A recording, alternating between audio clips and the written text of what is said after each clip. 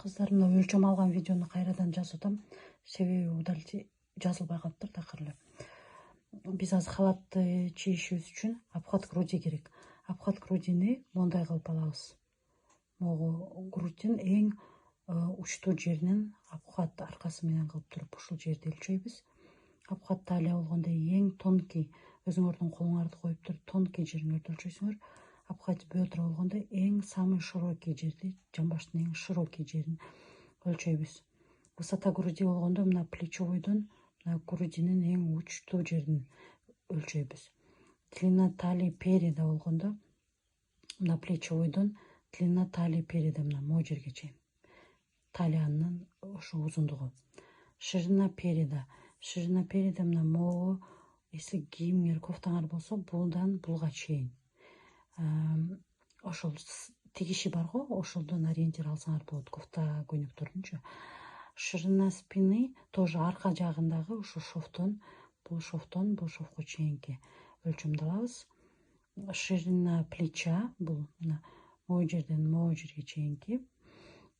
Длина рукава мына могу жерден могу жерге чейинки. Ким кыска кылса ошону өлчөсүн, кандай длина кылса ошондой кылып өлчөсүн өзүнө.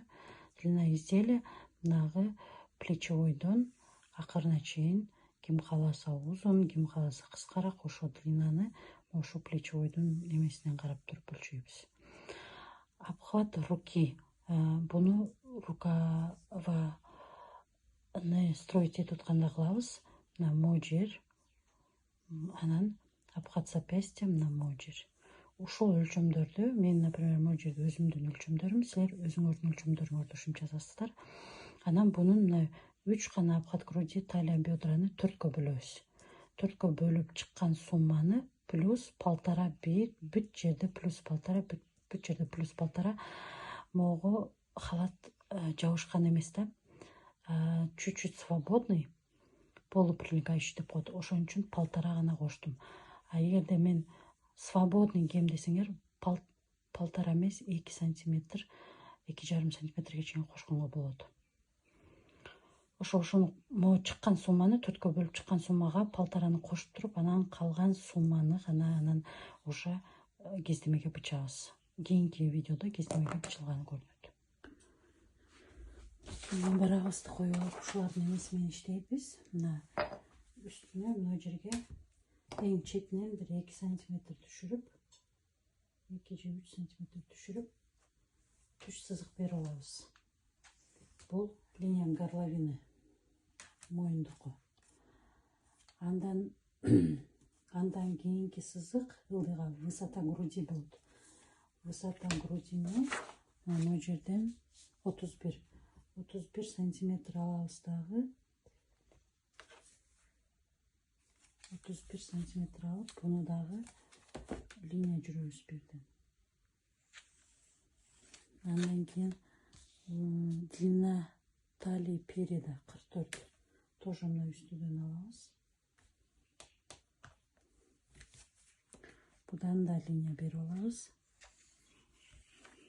Ошо менен акыркы линия бул длина изделия. Длина изделия 110 болот да. 110ду мындай кылып туруп, ошол эң үстүндө горловинадан ылдый 110ду бияктан өлчөп алам. Низин кылып атканда материалды эме кылып көрсөтүп берем.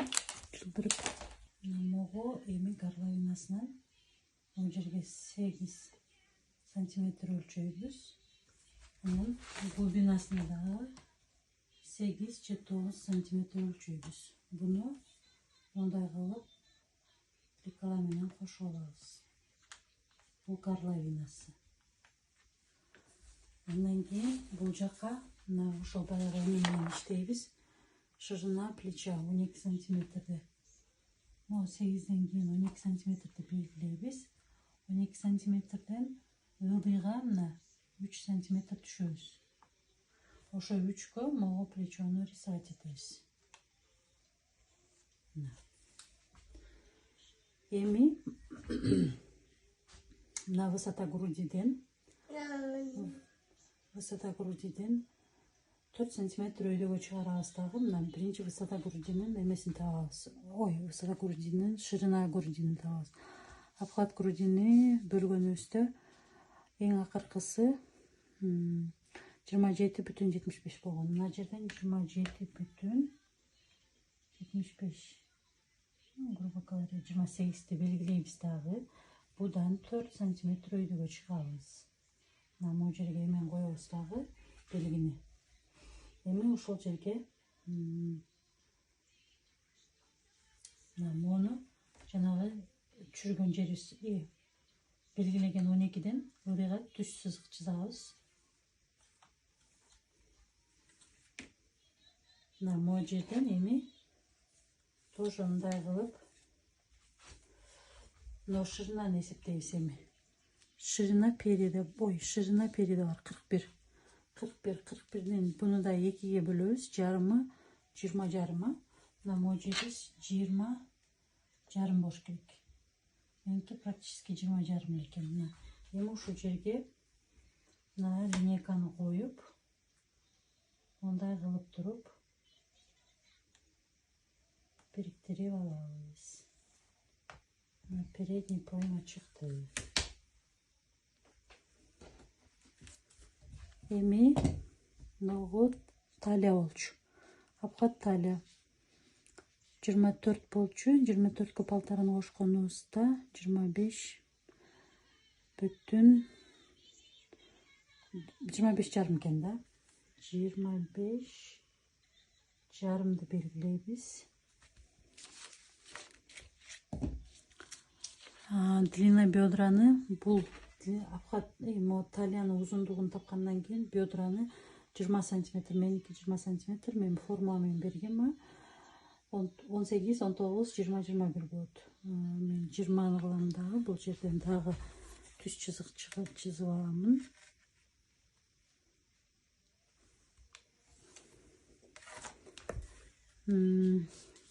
Обхват бедранын 116-ны 4кө бөлгөнүбүз 29 чыккан. Буга кошобуз полтораны 30 жарым экен.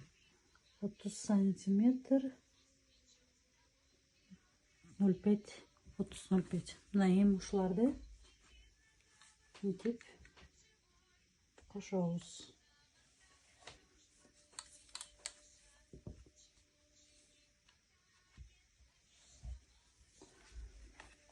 Булар кошулгандан кийин длина низа. Мен длинасын 1,10 кылгам. Так көрүнөт да. Эми ушуну мына расклешенный снизу чуть-чуть кылыш үчүн мына мону до конца мону ушундай кылып түшүрүп коем. Бул материалды до конца.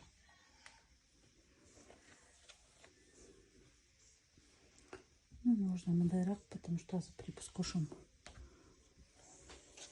Анан могу жеринен 1,5 сантиметр көтөрөбүз дагы. Буну дагы мындай овал кылып оформлять этебиз этегин. Себеби ошо этеги түшүп калбаш үчүн. Эми бунун чекесине полностью 1,5 же 2 сантиметр 1,5 сантиметр припуск тегишке таштап чийип чыгабыз. Бул халат болгонго жараша биз белибизди мындай халатта приталенный эмес, мен түз эле кылам. Ошон үчүн могу жеринде эле мындай кылып, мындай приталенный эмес, мындай кылып эле припуск берип кетем түздөп. Силер кааласаңар приталенный кылсаңар болот. Мен ошону көрсөтүп берип атам. Мага ичим бар. Мен хотя ичим бар алсам деле, мен ошону деле жабыштырып тикким келбейм. Мына прямой түшкөн халатка чу. Ошон бардык жерине монтип туруп 1,5 сантиметр кошуп чыгабыз. Же 1 сантиметр.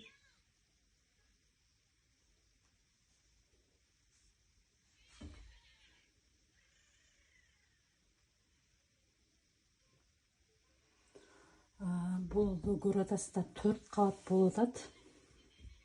Ошого 4 кабаттын нагы азыр кессек 4 кабат болуп кетет да, бизге 2 кабаты керек. Ошон үчүн биз нонун бул спинканы да сразу бичип атабыз. Ошон үчүн но спинкасындагы спинка менен передтин эмне айырмасы бар? Айырмасы болгону мына могу жерден 3 сантиметр түшөбүз. 3 сантиметр түшөбүз да ошол жерден мындай кылып туруп горловина чыгарабыз. Биринчини буга да припуск берип коебуз. Биринчи шовту ушудан кесип алабыз азыр.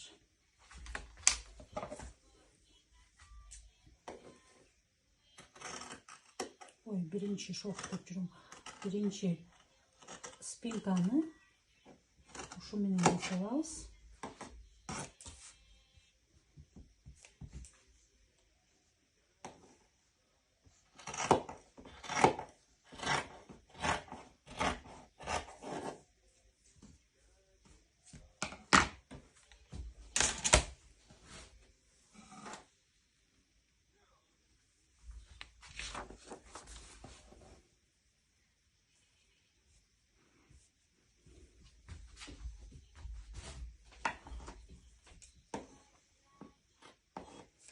Так, спинкада еще эме разница бар.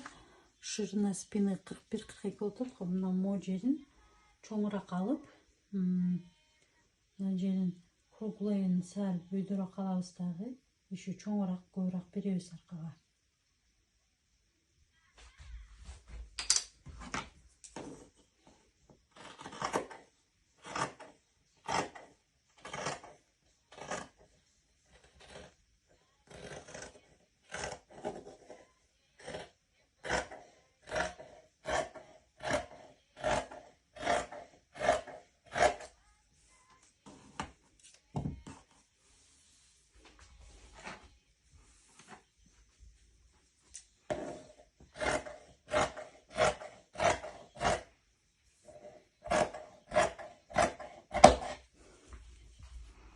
Этегин бүккөнү кичине кошобуз.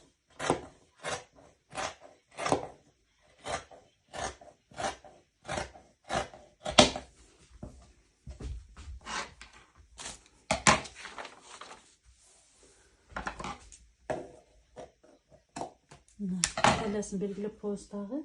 Мына мунун азыр мына 1 кабат могу ичине алып салсак, бул халатыбыздын спинкасы болду даяр да. Бул перети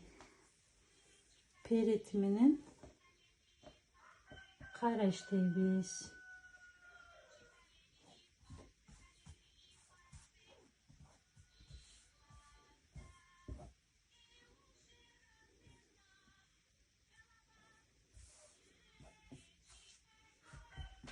Перети менен эми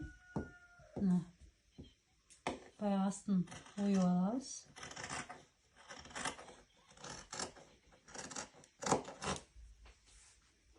Мына колтугун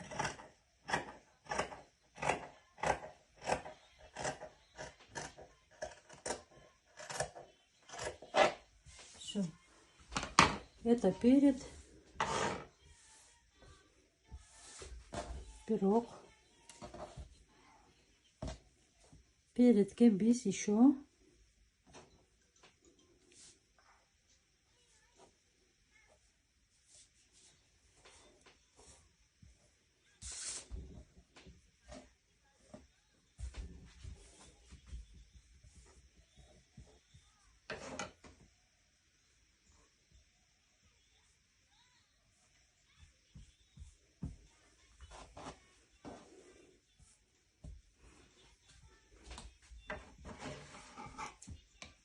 мындай кесип алабыз. Замок коебуз.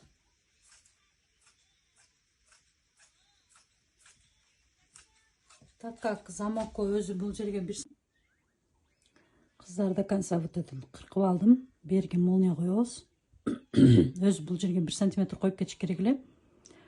Буну койбодум, себеби койбой кыркып алыптырмын, адашыптырмын. Мен деле адашам иногда. Но жерде свободно 2 сантиметрден ашыгыраак местам бар. Значит, анан замокту бул жерден 1 сантиметр эмес 0,7 алып тиксем болот. Анан замоктун өзүнүн да могу жерде 0,5 ашыгыраак эмеси бар. Кыздар рукав боюнча строить эткен боюнча түшүндүрүп өтөйүн дедим. Биз рукав строить этип атканда 2 размерный эме алабыз. Мына обхват рукава мына могу жерде. Анан обхват запястья мына могу жерде. Мен опять өзүмкүн алдым. Мына 40 сантиметр. Мына могу жерим 23 мына могу жерим. Эми 40 сантиметр биз азыр мен кесип алып турмун да, ошон үчүн бул жерде эме видео тартылбай калыптыр. Нажимать этсем память болуп калды деп. Ошон үчүн кайрадан кесип алгандан кийин түшүндүргөнгө туура келип атат. Материалыңар бул жер эми тегиз материал болгон болсо, ошол жерден мына ошол могу жерден ылдыйга 17 сантиметр түшүрөбүз. Ушул жерден мына 40 сантиметрди байкы алып алабыз. Мына обхват рукава деген 40 сантиметр мына. Меники 40 сантиметр турат. Будан өйдөсү мына 17 сантиметр. Анан ушуну точканы коюп алабыз да, ушул 3 бурчтук кылып чийип алабыз мына бул жака. Мына 40тын бул башыначы.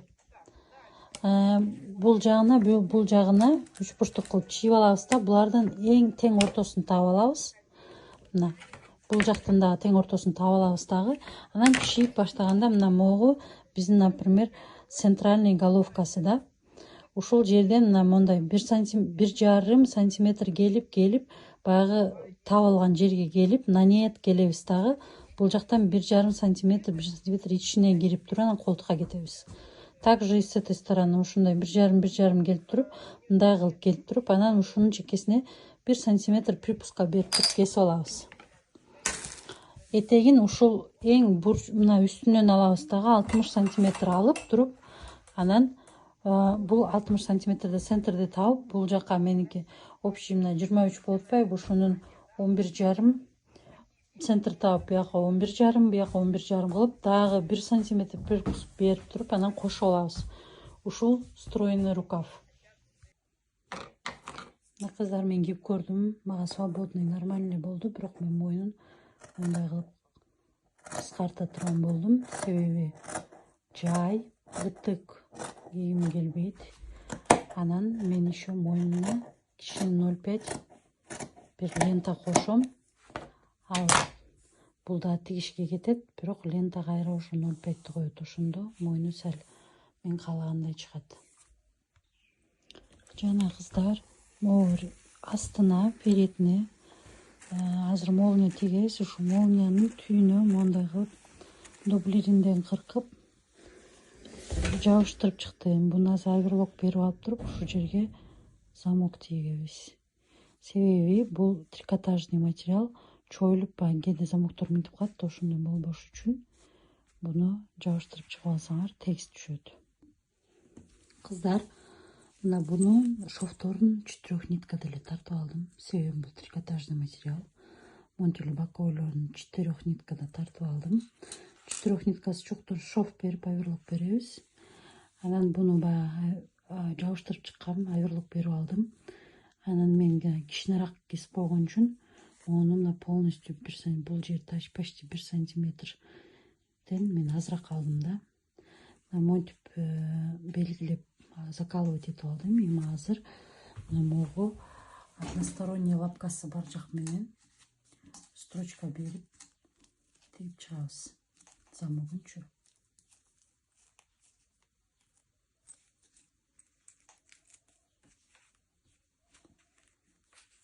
Ben иштеген эле замок алып мындай кылып тигип алабыз.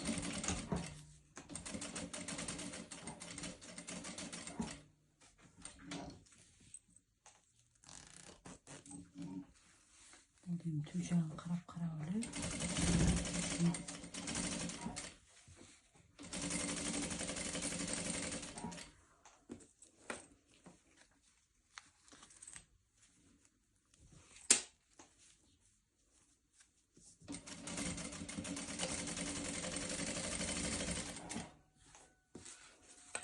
Мындай кылып бир тарабын полностью тигип алып, экинчи тагын тигип алабыз. Мунун баарын көрсөтпөй эле коеюн.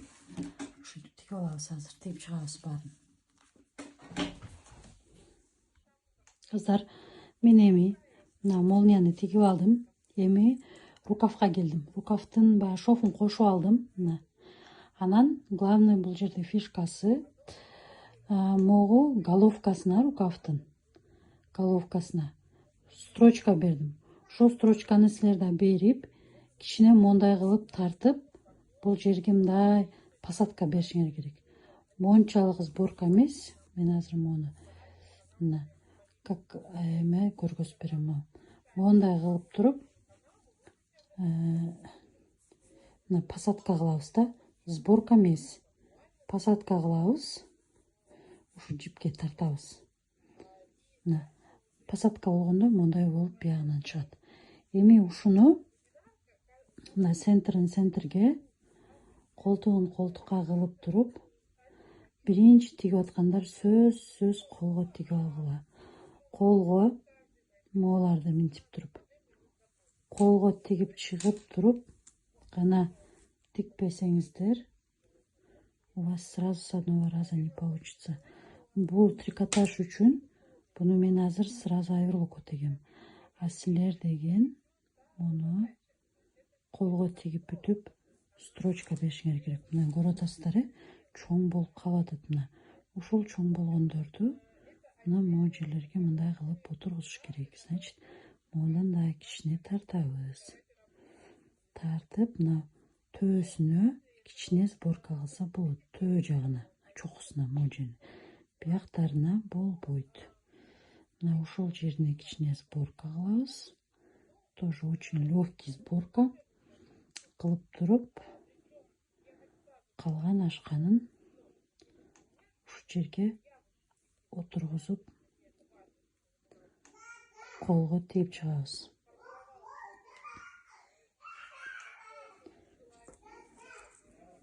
Мына мондай болуп калган болсо, буну алып, мына мондай кылып отургузабыз.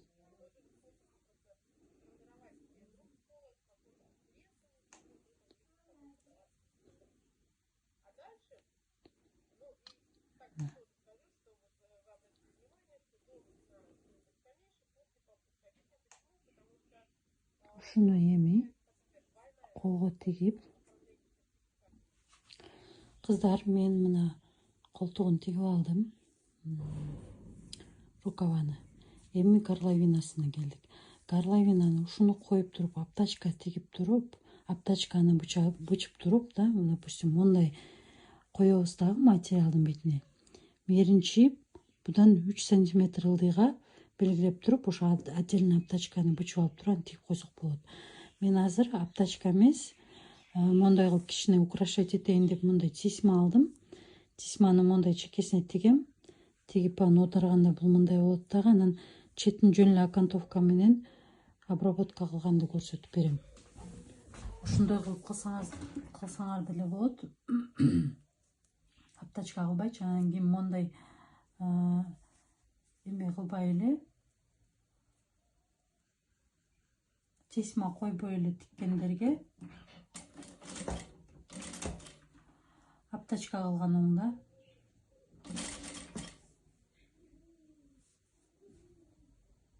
мойнунду чойбогонго аракет кылыш керек.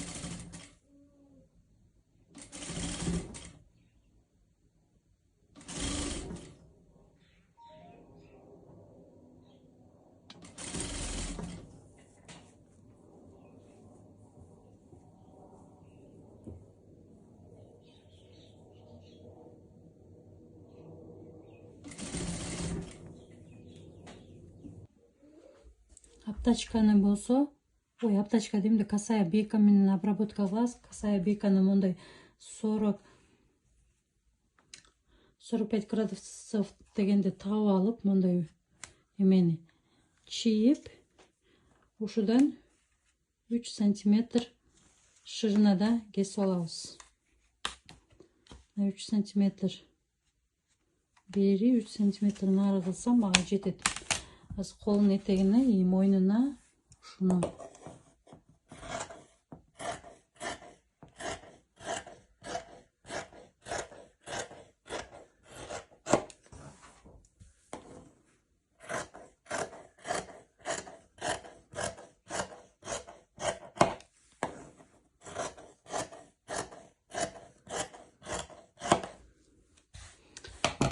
Буну ачканыңарда бул, конечно, мындай узун болуп калбайт.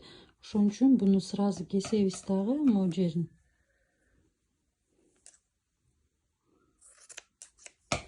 Буну мынтип туруп улайбыз.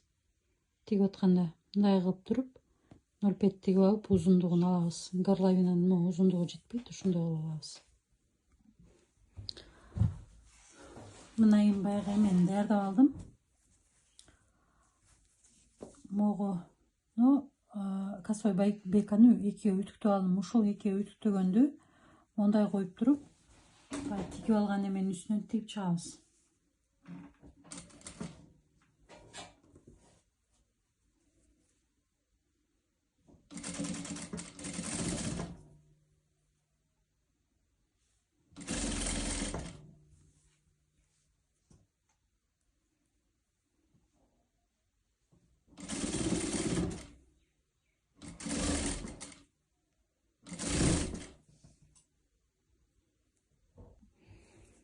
Эми кыздар, мону тигип алгандан кийин моосун ногулууч калтырып ичин кесип чыгабыз.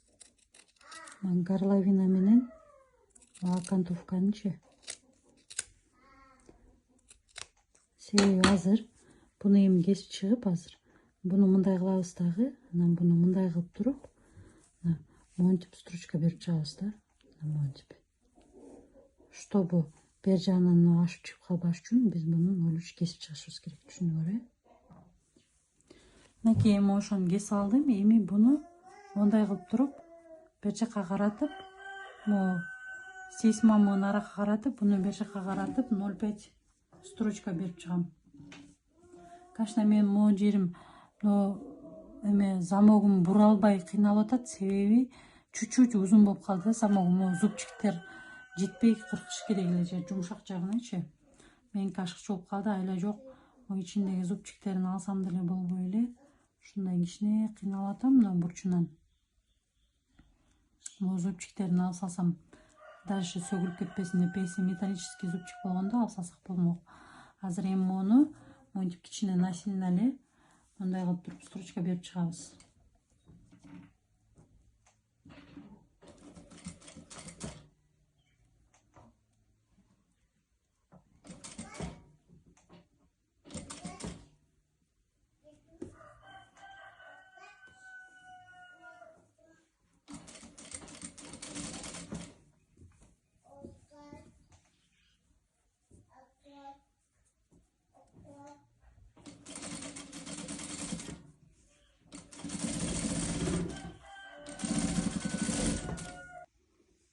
Кыздар, мынакей бүттү. Үтүктөп алдым, ногу жатты, хотя түп-түз турган мындай тесма болчу. Ичи мондай окантовка болуп калат, ушул баягы окантовка менен, аптачка эмес, окантовка менен жасаган. Анан колунун этегин дагы ушундай окантовка кылып койдум. Мондай эле кылып турупчу. Эми кичине красота кошкону ошондой изюминка болсун деп. Ошо бүттү. Халатым полностью. Этегин жөн эле бүгүп койдум. 0,5 менен эле